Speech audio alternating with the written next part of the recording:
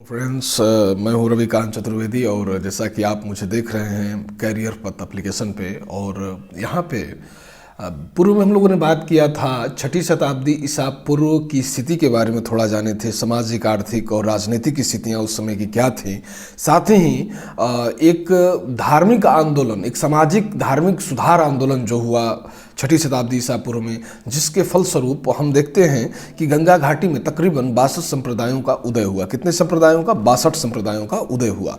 उनमें हम लोगों ने बात किया था जैन और बौद्ध की, जो कि सबसे ज़्यादा तेज़ी से रफ्तार में आगे बढ़े। ठीक है, उनके बारे में हम लोग जाने थे, जिनमें हम लोगों ने समझा था कि जैन धर्म क्या है, बौद्ध धर्म क्या है, जैन सिद्धांत क्या है, बौद्ध सिद्धांत क्या है। अब आप इनसे परिचित हैं। अब अगला जो टॉपिक है हमारा, जिस पे हम आज बात करने जा रहे हैं, वो एक नवीन टॉपिक है और वो है शैव धर्म पहला, दूसरा वैष्णव धर्म। लेकिन जो चर्चा का क्रम होगा हमारा, पहला, चूंकि अगर प्राचीनता की बात आएगी कि सबसे प्राचीन सनातन धर्म में कौन सा दिखाई देता है, तो आप देखिएगा कि आपको शैव काफ़ी पुराना दिखाई देगा। शैव चूँकि उसका जो काल है और उसकी उपस्थिति जो है, जो कि ऐतिहासिक गर्भ में अपने आप को जो दर्ज कराने की तिथि है, वो काफ़ी पूर्व की है। यानी कि सिंधु घाटी सभ्यता में भी हमें पशुपति के चित्रों का अंकन दिखाई देता है। यानी कि कहीं न कहीं शैव धर्म और सिंधु घाटी सभ्यता से अपने आप को कोरिलेट करता है।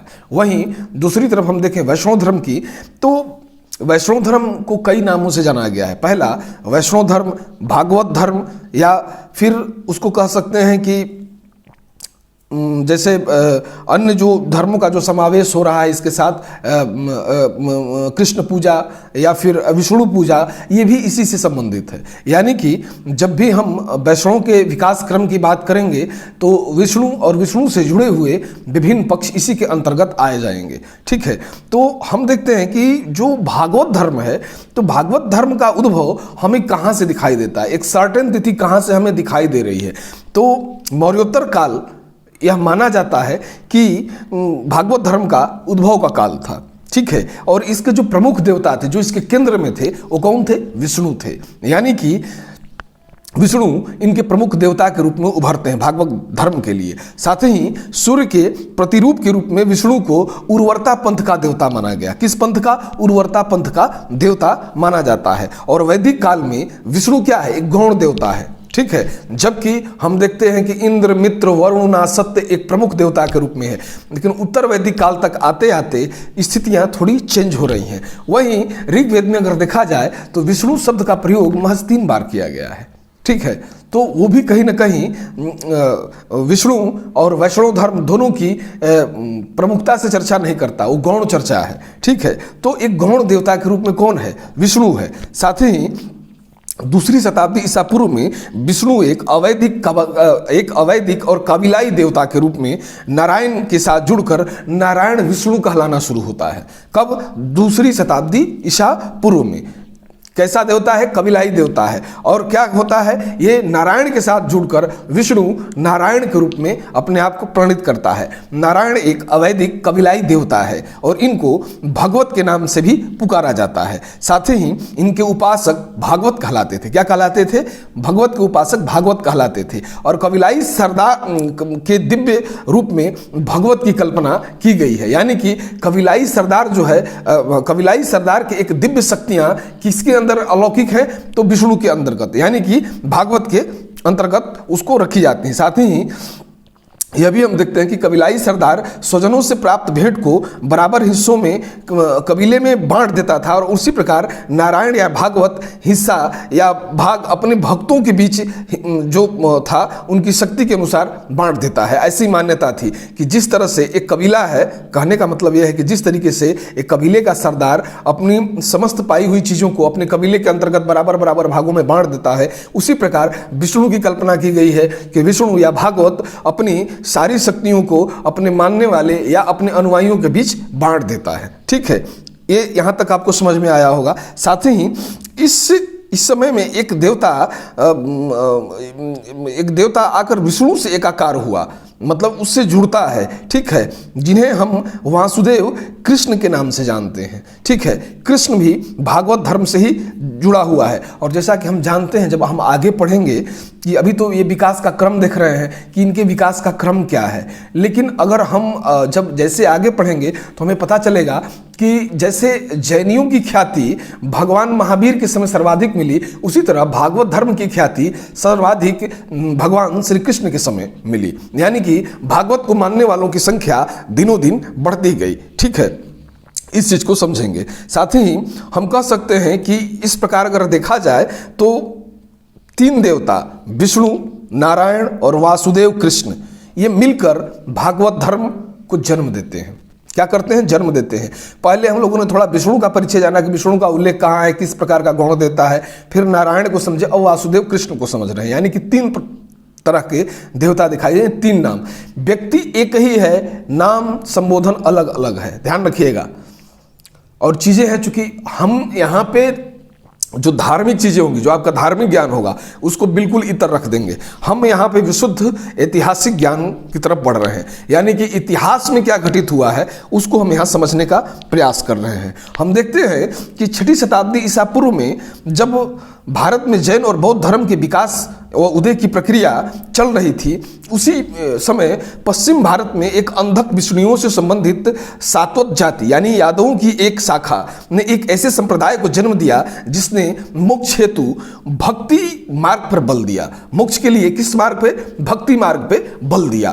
तो वो कौन सा धर्म था? वो था भागवत धर्म, जिसने भक्ति को अपना मूल माना। यानी कि मोक्ष प्राप्ति हेतु भक्ति मार्ग पर बल दिया गया और सात्वतों का यह धर्म वैष्णवों के नाम से क्या हुआ? जाना गया। और इसके मूल में वासुदेव श्री कृष्ण को रखा गया और उनकी उपासना की गई, ये समझिएगा, ठीक है। तीसरी चीज, वासुदेव कृष्ण का भगवान विष्णु से तदाम्य की प्रक्रिया सर्वप्रथम भगवत गीता की रचना के समय दृष्टिगोचर होती है। उसके पहले कहीं भी भगवान विष्णु और कृष्ण में समानता नहीं प्रकट की गई है, जबकि भागवत धर्म जैसे कि भगवत गीता जो कि एक बहुत बड़ा डाइजेस्ट है, आप समझ रहे होंगे कि गीता का ज्ञान बहुत बड़ा ज्ञान माना जाता है। उसी समय भगवान श्री कृष्ण ने अर्जुन को अपना विराट रूप दिखाया और बताया कि कहाँ फंसे हुए हो जीव और अजीव के चक्कर में, मैं ही सब कुछ हूँ, मैं ही मरता हूँ और मैं ही मारता हूँ, इसलिए गांडी उठाओ अर्जुन और जो भी सामने दिख रहा है उसको मारना शुरू करो। ये सभी धर्म से परे लोग हैं, ये धर्म को खत्म करने वाले हैं। तो उन्होंने गीता में ये भी कहा है, यदा यदा ही धर्मस्य ग्लानिर्भवति भारत अभ्युत्थानम अधर्मस्य तदात्मानं सृजाम्यहम्, ठीक है। तो वो इसकी बात से भी, यह बात से भी पुष्टि होती है कि धर्म की स्थापना के लिए भगवान बार बार जन्म लेते हैं और धर्म की एक जो सुचारू, एक धर्म की एक अनुशासित जो संकल्पना होती है उसको आम जन तक वो पहुंचाने का प्रयास करते हैं। अब मैं आगे बात कर रहा हूं कि वासुदेव कृष्ण का भगवान विष्णु से तदाम की प्रक्रिया हमने जाना कि भगवत गीता की रचना से शुरू हुआ, उसी समय दृष्टिगोचर होता है। कृष्ण द्वारा अर्जुन को दिखाया गया विराट स्वरूप कहीं न कहीं गीता में कृष्ण के वैष्णव रूप को भी उल्लेखित करता है, इसको भी समझे जाने की आवश्यकता है। वस्तुतः इसी समय वासुदेव धर्म को वैष्णव धर्म के नाम से क्या किया गया? जाना गया। इसको भी हम लोग समझे हैं, ठीक है। अब हम बात कर रहे हैं सर्वप्रथम बौधायन धर्मसूत्र, एक ग्रंथ है बौधायन धर्मसूत्र में नारायण की साम्यता किससे की गई है? विष्णु से की गई है। यानी कि वो कौन कौन से ग्रंथ हैं पहले इनको भी जान लेना जरूरी है। तो हम लोगों ने इस क्रम में जाना भगवत गीता, उसके बाद हम लोगों ने जाना कि बौधायन सूत्र क्या कहता है। बौधायन सूत्र, बौधायन धर्म सूत्र कहता है कि विष्णु ही नारायण है और नारायण ही विष्णु है, ठीक है। साथ ही तैत्तिरीय अरण्यक के 10वें पाठ में, तैत्तिरीय अरण्यक के 10वें पाठ में एक श्लोक आता है कि नारायणाय विद्महे वासुदेवाय धीमहि तन्नो विष्णु प्रचोदयात्। कुछ गायत्री मंत्र की जैसा लगता है। लेकिन आप शायद इस चीज़ को नहीं जानते होंगे, जो लोग हिंदू धर्म को समझ रहे हैं उसमें जो सनातनी लोग हैं जिनके घरों में पूजा पाठ होता है, वो लोग समझ रहे होंगे कि गायत्री मंत्र को मंत्रों की कामधेनु कहा गया है और उस मंत्र से कई मंत्रों को जन्म दिया गया है। उसी में यहाँ पे मूल वो नहीं है, मूल यह है कि जो ये शब्द आया है कि नारायणाय विद्महे, नारायणाय विद्महे वासुदेवाय धीमहि तन्नो विष्णु प्रचोदयात्, अर्थात जो नारायण है, जो विष्णु वासुदेव है, जो विष्णु है, उसको क्या किया जा रहा है, प्रणाम करने का प्रयास किया गया है यहाँ पे। यानी कि यह ग्रंथ जो है तैत्तिरीय अरण्यक कहीं न कहीं नारायण, विष्णु और वासुदेव श्री कृष्ण से समानता का प्रयास कर रहा है। ये श्लोक कहीं न कहीं एक ही व्यक्ति को भिन्न भिन्न नामों से पुकारे जाने की पुष्टि कर रहा है। ठीक है, उसको समझने का प्रयास करेंगे। एक विद्वान है जिन्होंने अभिलेखों पे काफी काम किया, आरजी भंडारकर, क्या राम कृष्ण कुछ ऐसे नाम है उनका, रामकृष्ण आरजी भंडारकर उनको कहते हैं, पूरा ध्यान मुझे भी नहीं है। लेकिन आरजी भंडारकर ने क्या किया था कि अशोक के अभिलेखों से उन्होंने अशोक का इतिहास लिखा, साथ ही अभिलेखीय साक्ष्य एंशिएंट इंडिया में उनकी गहरी रुचि रही। तो उनके द्वारा उन्होंने इस संबंध में लिखा है कि उत्तर ब्राह्मण काल में परम पुरुष के रूप में विकसित नारायण वस्तुतः वासुदेव से पूर्ववर्ती थे। वो कहते हैं कि वासुदेव से पूर्ववर्ती थे, लेकिन महाकाव्य काल में जब वासुदेव की पूजा का उदय हुआ तो नारायण के रूप में वासुदेव का तदाम्य स्थापित किया गया। यानी कि बात वही है, पुष्टि ये भी वही कर रहे हैं जो कि अन्य पूर्व के ग्रंथ जैसे भगवत गीता या बौद्धायन धर्मसूत्र ने किया है। उसी चीज की पुष्टि आरजी भंडारकर के द्वारा भी किया गया है। साथ ही वैष्णव धर्म से संबंधित लेखों में पातंजलिकृत महाभाष्य, साथ ही महाभारत के नारायणी पर्व में गोपाल कृष्ण का तदाम्य का कोई उल्लेख नहीं आया है। ठीक है, इस तरीके से वैष्णव धर्म से संबंधित कोई उल्लेख इस तरीके का नहीं किया गया है। नारायणी पर्व में वासुदेव के अवतार को कंस वध के लिए बताया गया और गोकुल के दैत्यों के वध में नहीं, ध्यान रखिएगा। यानी कि नारायण श्री कृष्ण का अवतार कंस के लिए हुआ था। यानी कि आप लोग सोच रहे होंगे कि आज धार्मिक चीज़ें सिर्फ बोल रहे हैं, थोड़ा सा चीज़ें ये हैं कि इनके बारे में परिचित होना बहुत ज़्यादा ज़रूरी हो जाता है। जब चीज़ें बेसिक होती हैं और हमारे आम जनजीवन से जब जुड़ी होती हैं तो उनको समझना थोड़ा आसान भी है, थोड़ा कठिन भी है, क्योंकि यहाँ बहुत सारी चीज़ें आएंगी, आपको एक साथ कई फैक्ट आएंगे, तो उसको आप धीरे धीरे समझेंगे तो समझने में पूर्ण तरह से सफल रहेंगे।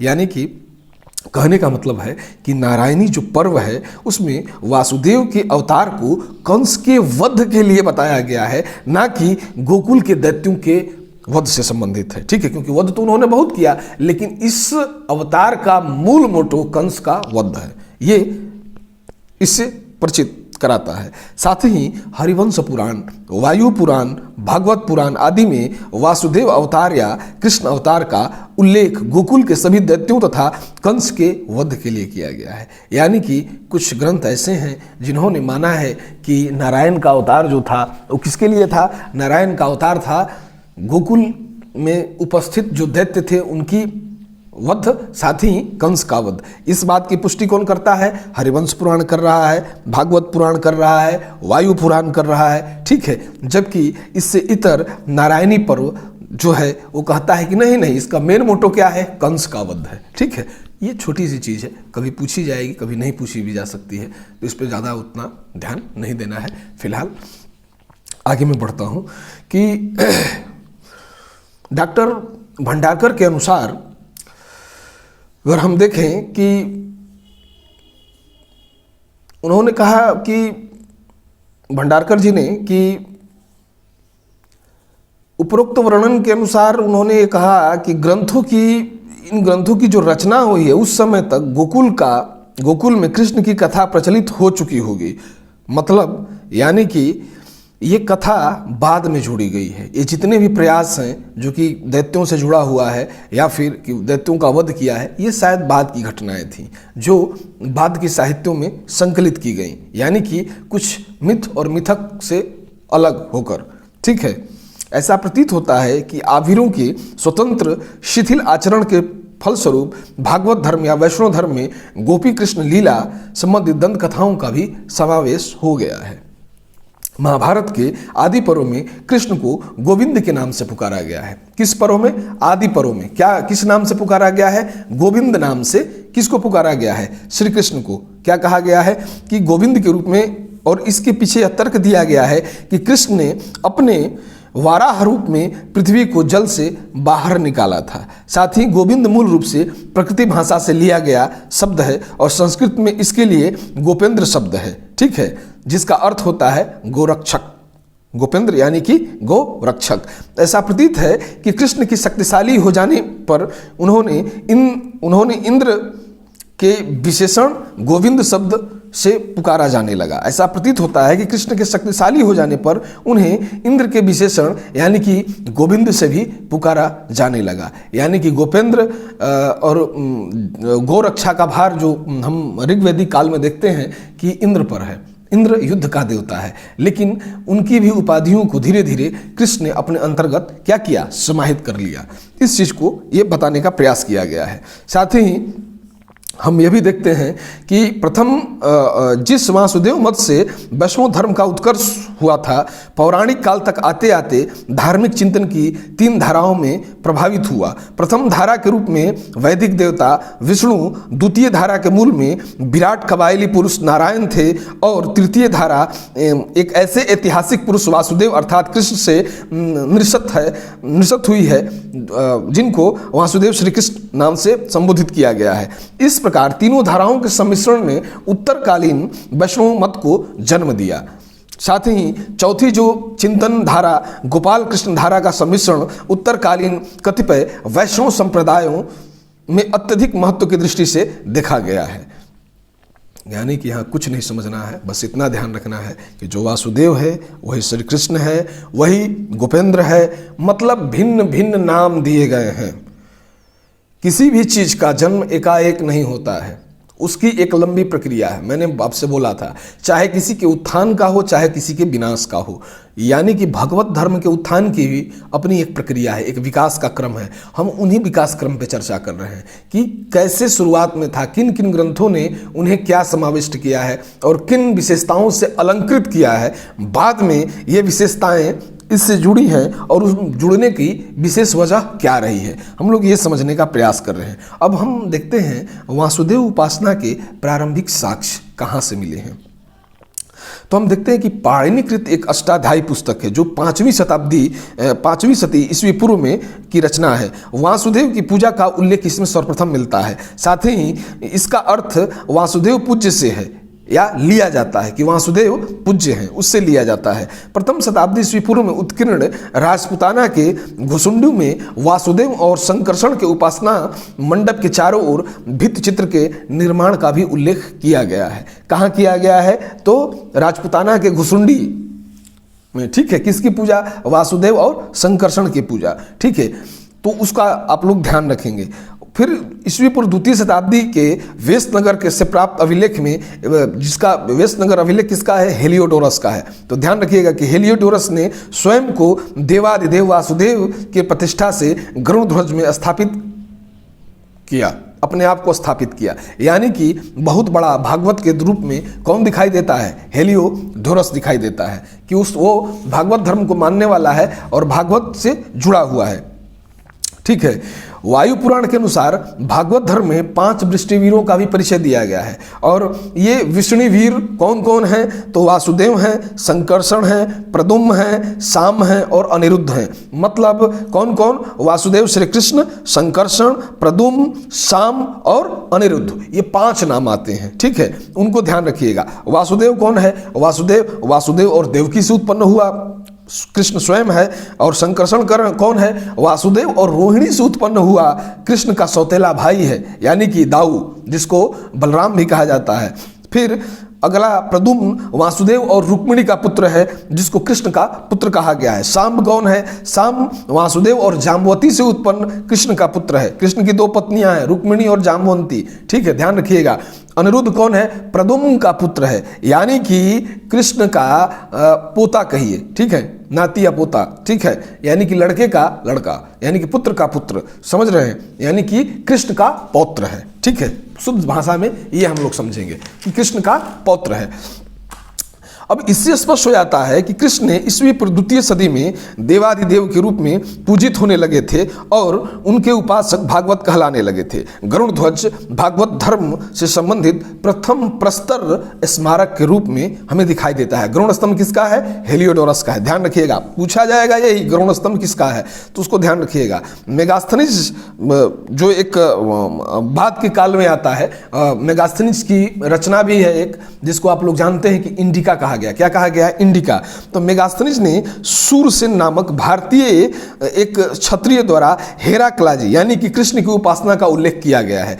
अब देखिए, अब मेगास्थनीज जब आया तो उसने 7 वर्गों में भारतीय समाज को बटा हुआ दिखाया। उसने शिव और कृष्ण की उपासना को भी एक अलग तरीके से देखा और शैव उपासना को भी उसने अलग नाम दिया। उसी प्रकार उसने वैष्णव उपासना यानी कि कृष्ण की पहचान उसने अपने यूनानी देवता हेराक्लाजी से किया। किससे किया? हेराक्लाजी से किया। तो यहाँ भी आपसे कभी प्रश्न पूछा जा सकता है कि हेराक्लाजी का संबंध किससे है, तो वो कृष्ण से है, उसको ध्यान रखिएगा।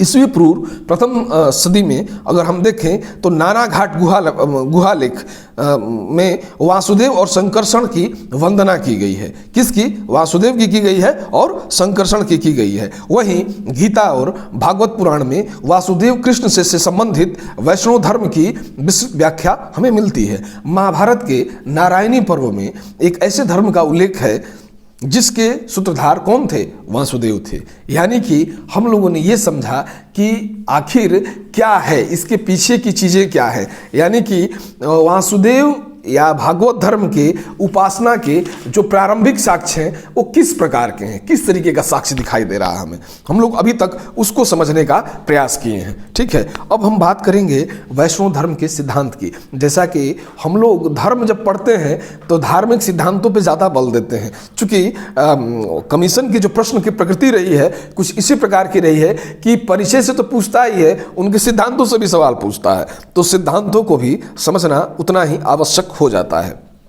अब मैं बात करता हूं कि वैष्णव धर्म की, तो वैष्णव धर्म का प्रारंभिक सिद्धांत भगवत गीता से प्राप्त होता है, जैसा कि हम लोग जाने शुरू में ही, और वासुदेव कृष्ण विष्णु के प्रति एक निष्ठा शक्ति का उपदेश इसमें दिया गया है। यानी कि जो विष्णु है वही कृष्ण है, जो कृष्ण है वही वासुदेव है, यानी कि विष्णु है।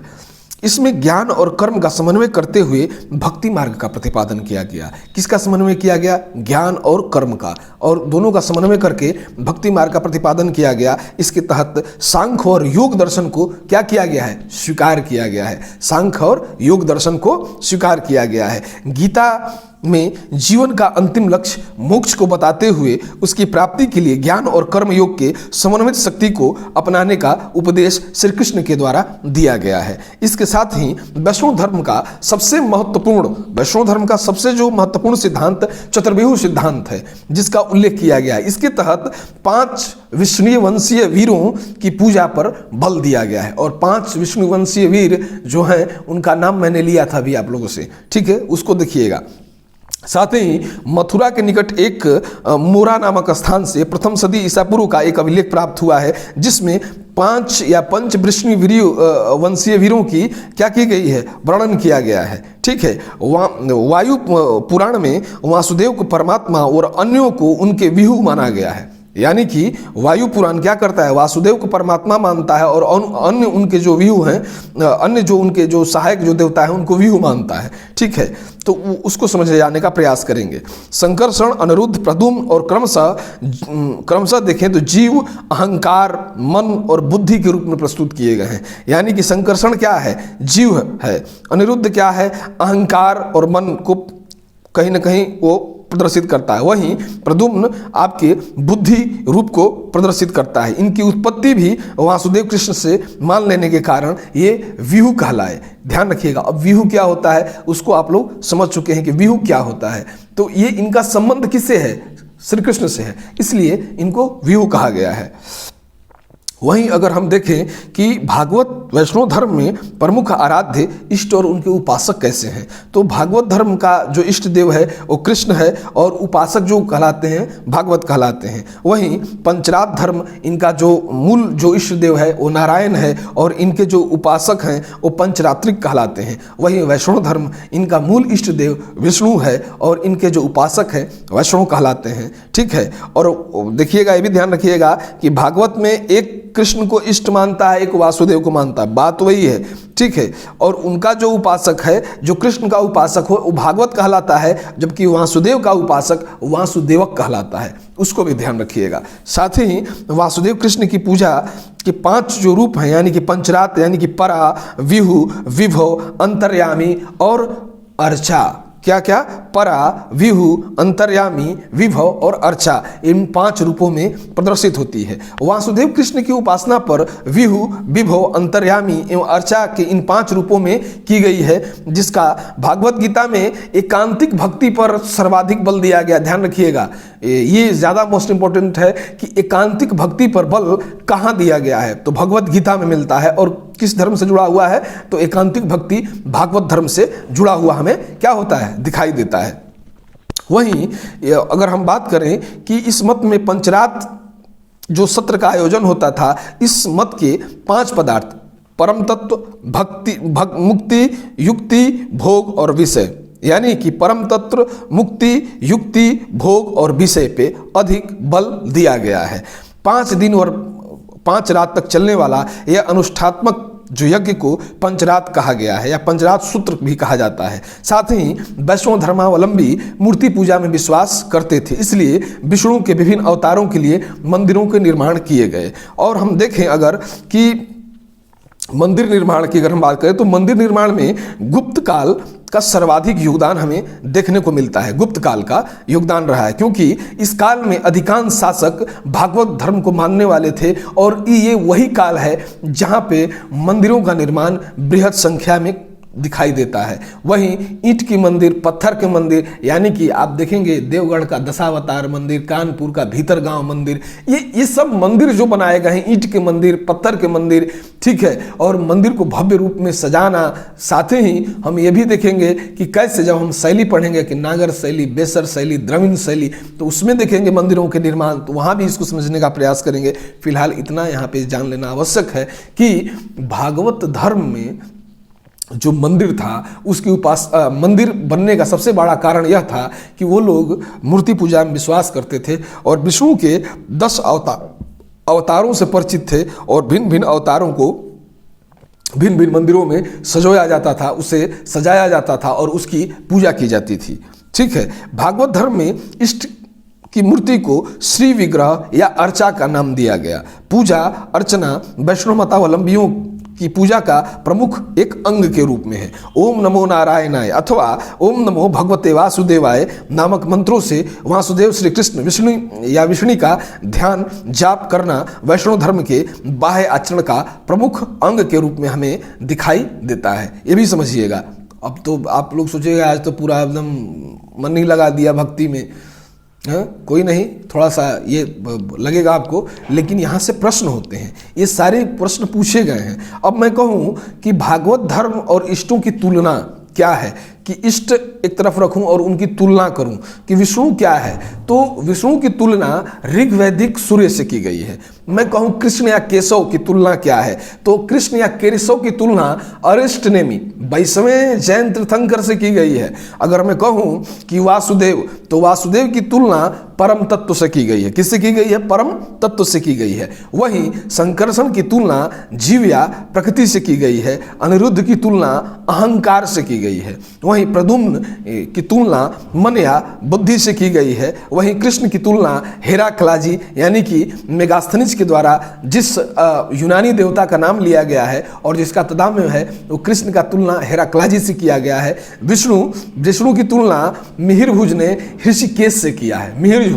मिहिरभोज एक शासक है जिसने इसकी तुलना, विष्णु की तुलना किससे की है? ऋषिकेश से की है। यानी कि हम लोगों ने इनके बारे में भी थोड़ा जाना। अब हम जानने का प्रयास कर रहे हैं कि अवतार की अवधारणा क्या है, अवतार है क्या।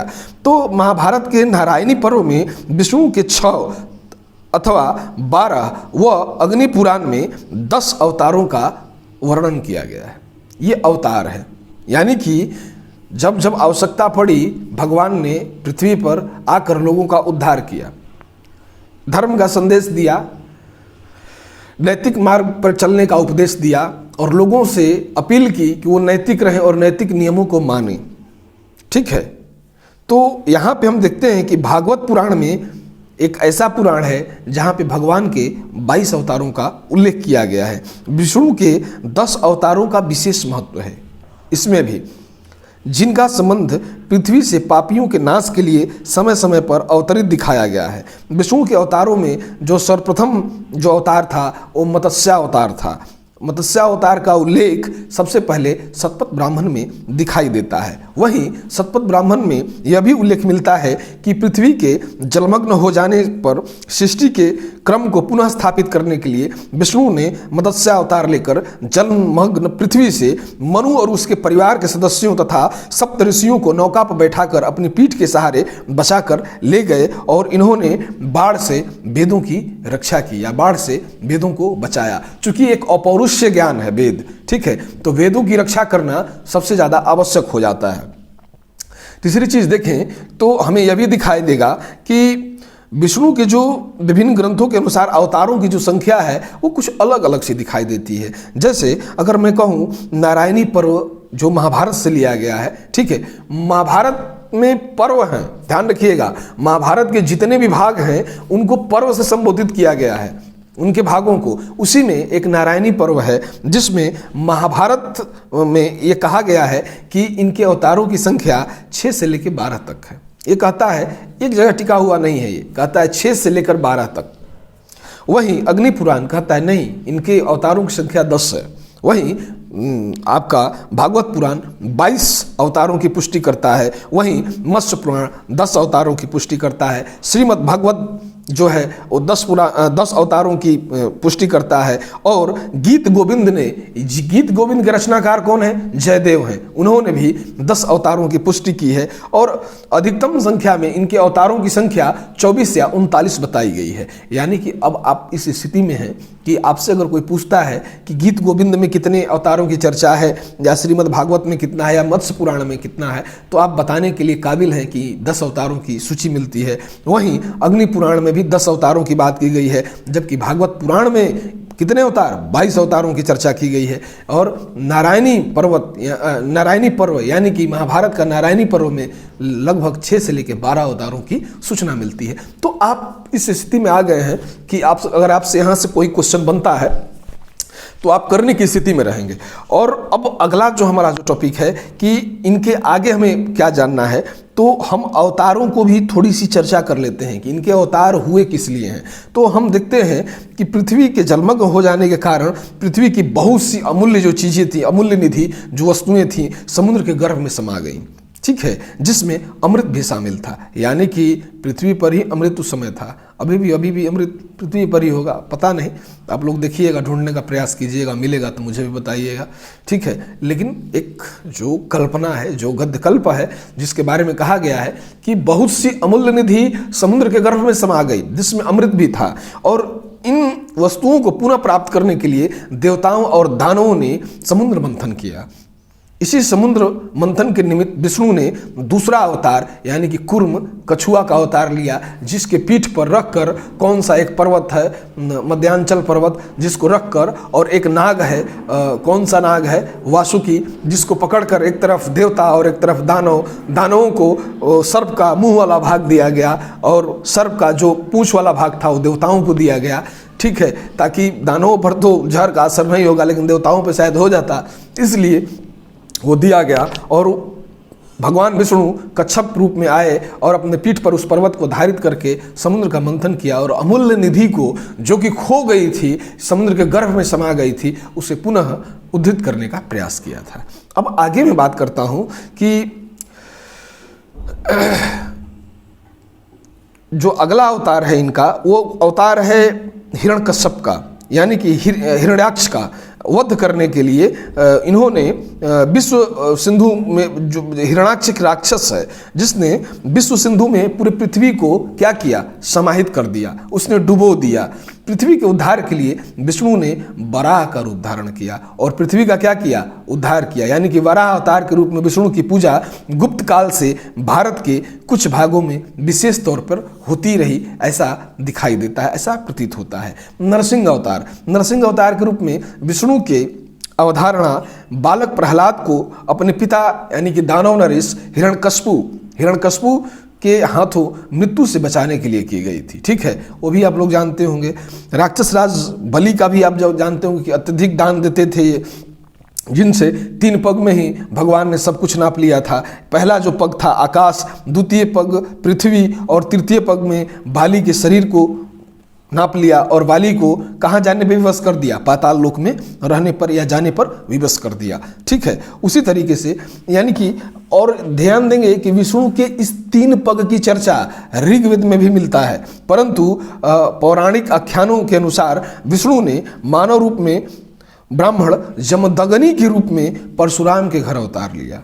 परशुराम के रूप में जमदग्नि के घर में परशुराम के रूप में क्या किया, अवतार लिया। मानव के रूप में पहला अवतार कौन सा अवतार है, जमदग्नि पुत्र परशुराम का अवतार है। ठीक है, अगला दशरथ के पुत्र और रामायण के नायक राम के रूप में लंका के राजा रावण का वध करने किया और मानव जाति को अत्याचारों से बचाने के लिए भगवान श्री राम का जन्म हुआ। राम अवतार की अवधारणा शायद भारत में पूर्व में नहीं दिखाई देती है, लेकिन मुस्लिम राज के समय इसकी अवधारणा खूब विकसित हमें दिखाई देती है। चूँकि धार्मिक आंदोलन हुए और आपको मैं बता दूं कि रामायण जो है एक ऐसा ग्रंथ है, मूल रामायण, जो संस्कृत भाषा में लिखा गया है महर्षि वाल्मीकि के द्वारा, जिसको आम लोग पढ़ नहीं पाते थे। लेकिन मुस्लिम काल में क्या हुआ कि अकबर के समकालीन एक व्यक्ति हैं, नाम है तुलसीदास, और तुलसीदास कहाँ के हैं, बांदा के हैं। तुलसीदास ने क्या किया कि रामायण जैसे बड़े काव्य को एक छोटे डाइजेस्ट में एक आम जन की भाषा यानी कि अवधी भाषा में रामचरितमानस की रचना की, और उस रामचरितमानस ने क्या किया कि घर घर तक राम के संदेश को फैला दिया। तो वो चीज़ हमें दिखाई देती है कि, तो कहने का तात्पर्य है कि विष्णु की पूजा राम के रूप में मुस्लिम काल में हमें प्रमुखता से प्रचलित दिखाई देती है।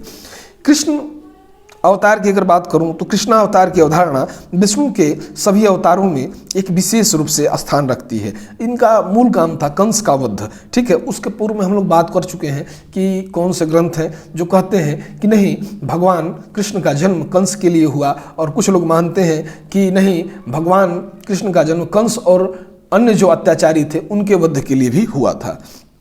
कृष्ण ने ही पांडवों को कौरवों के विरुद्ध युद्ध करने के लिए प्रेरित किया था और युद्ध भूमि में अर्जुन को गीता का उपदेश भी दिया था। आगे चलकर यही गीता भागवत धर्म का आधार बन गई। ठीक है, वहीं अगर हम देखें कि भगवान विष्णु का अंतिम ऐतिहासिक अवतार तो वो भगवान बुद्ध के रूप में हमें दिखाई देता है। जयदेव के गीत गोविंद के अनुसार वैदिक यज्ञ कर्मकांड में होने वाले बलि और बलि से होने वाले पशु बलि की हिंसा जो थी, इन हिंसक कार्यों को दूर करने के लिए भगवान विष्णु ने बुद्ध के रूप में अवतार लिया, यानी कि कर्मकांड का खंडन।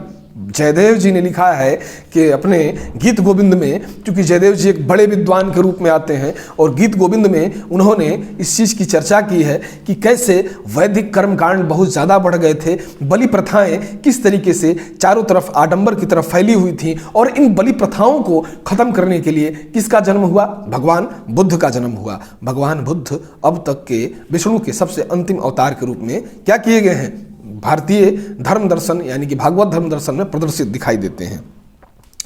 अगर अब मैं बात करूं अन्य किसी देवता की, तो पौराणिक विवरण के आधार पर यह माना जाता है कि भगवान विष्णु का कल्कि अवतार कलयुग के अंतिम चरण में होगा, और इस अवतार में विष्णु श्वेत अश्व पर सवार होकर मानव जाति का कल्याण करेंगे। ठीक है, और इनके हाथ में एक खड्ग होगा, श्वेत अश्व होगा और खड्ग होगा, जिससे और कलयुग के अंतिम चरण में होगा। अभी हुआ नहीं है, ठीक है, अभी वो अवतार हुआ नहीं है, ये पौराणिक कथा है, हो जाएगा शायद अब जैसे संगौली का मुद्दा चल रहा है, बहुत सारे लोग मानते थे कि संगौली क्या है, संगौली क्या है। तो संगौली का मुद्दा भी यहाँ, जैसे कि मनोज बाजपेयी को आजकल आप लोग देख रहे होंगे कि जाने हिस्ट्री ऑफ सनौली।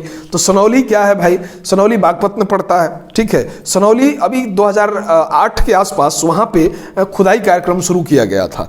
तो लगे हाथ यहाँ पे चर्चा कर लेते हैं कि सनौली में हुआ क्या कि उन्होंने, एक किसान हल चला रहा था बागपत में, वहीं सनौली जगह है, उसको कुछ कंगन प्राप्त हुए सोने के। बाद में उसने खुदाई की थोड़ी और, तो उसको कुछ और वस्तुएं दिखाई दी। आर्कियोलॉजी सर्वे का ध्यान इस तरफ भी गया, वहाँ पे सूचना दी गई।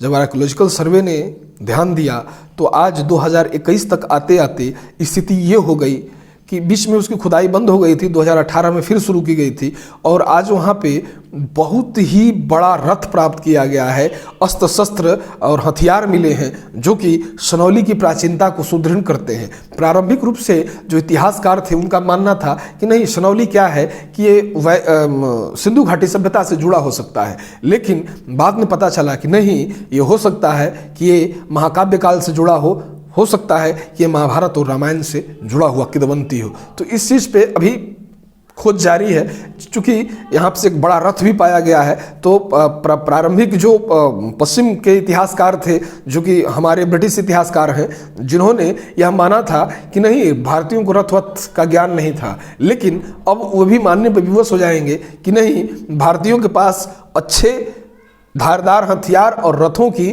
खूब अधिकता रही है और ये लोग उससे परिचित रहे हैं। तो कहीं ना कहीं वो उस चीज़ को प्रदर्शित करता है। फिलहाल हम अब आ जाते हैं कि वैष्णव धर्म का दक्षिण में प्रसार कैसा था। अभी मतलब हम लोगों ने बहुत सारी चीज़ें जानी है, इसी क्रम में एक अगला जो क्रम है कि दक्षिण भारत में वैष्णव धर्म का प्रसार की स्थिति क्या है। तो वैष्णव आंदोलन, अगर हम देखें कि वैष्णव आंदोलन दक्षिण भारत में गुप्त काल के अंतिम समय से 13वीं शताब्दी तक हमें फैलता हुआ दिखाई देता है।